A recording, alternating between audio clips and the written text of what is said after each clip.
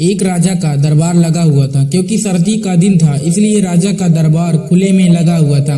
पूरी आम सभा सुबह की धूप में बैठी थी। महाराज के सिंहासन के सामने एक शाही मेज थी और उस पर कुछ कीमती चीजें रखी थी। पंडित लोग, मंत्री और दीवान आदि सभी दरबार में बैठे थे और राजा के परिवार के सदस्य भी बैठे थे। उसी समय एक व्यक्ति आया और प्रवेश मांगा। प्रवेश मिल गया तो उसने कहा, मेरे पास 2 वस्तुएं हैं। मैं हर राज्य के राजा के पास जाता हूँ और अपनी वस्तुओं को रखता हूँ, पर कोई परख नहीं पाता, सब हार जाते हैं और मैं विजेता बनकर घूम रहा हूँ। अब आपके नगर में आया हूँ। राजा ने बुलाया और कहा, क्या वस्तु है? तो उसने दोनों वस्तुएं उस कीमती मेज पर रख दी। वे दोनों वस्तुएं बिल्कुल समान आकार, समान रूप, रंग, समान प्रकाश, सब कुछ नक्शे समान था। राजा ने कहा, ये दोनों वस्तुएं तो एक है। तो उस व्यक्ति ने कहा, हाँ, दिखाई तो एक सी ही देती है, लेकिन है भिन्न।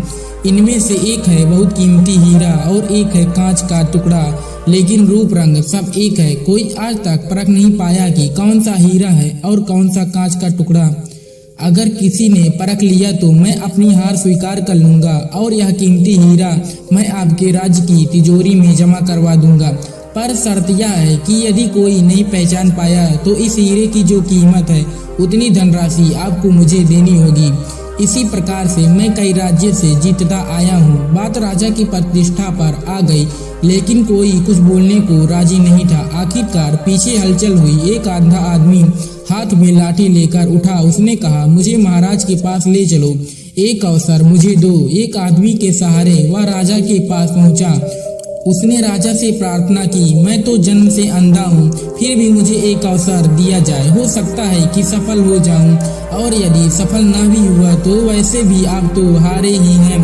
राजा को लगा कि इसे अवसर देने में क्या हर्ज है। राजा ने कहा कि ठीक है। जैसे ही उस शख्स ने दोनों चीजों को छुआ तो बता दिया कि कौन सा हीरा और कौन सा कांच है।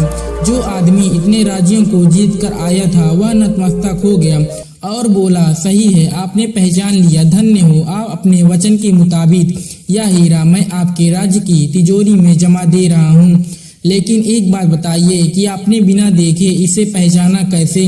उस आदमी ने कहा, जिंदगी के तजुर्बे से। सीधी सी बात है मालिक, हम सब धूप में बैठे हैं, जो ठंडा वो हीरा और जो गर्म वो कांच।